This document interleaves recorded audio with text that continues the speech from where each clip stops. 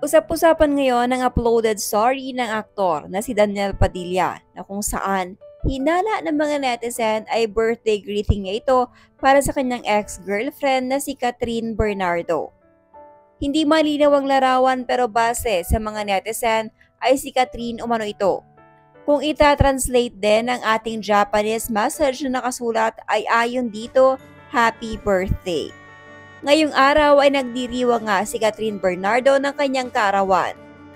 Posible nga kayang para kay Catherine Bernardo ang mensaheng ito ni Daniel Padilla? Samantala, marami naman ang hindi nagustuhan ang ginawang ito ni Daniel dahil ayon sa mga ito mag-move on na lamang umano ang aktor.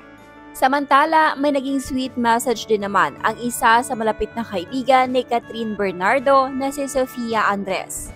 Sa Instagram nito ay nagbahagi ito ng ilang captured moment nila ni Catherine Bernardo at nilagyan niya ito ng caption. Ayon kay Sofia, Inday Katreng, happy birthday sa'yo. Enjoy your special day. I'm wishing you a happy birthday and all the best in life. My fambam will always be here for you.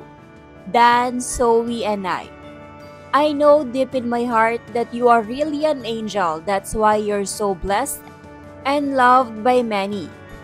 Napaka-simple.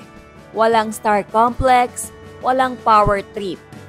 That one friend that would always message me and say, proud of you. Appreciative, thoughtful, hindi mayabang. The panlabas na anyo is just a plus, but what's inside, you cannot fake that. You make everyone feel that they belong, a family. Stay true to yourself and always keep your feet on the ground. We love you mucho. P.S. Enjoy Palawan. Shot puno for me.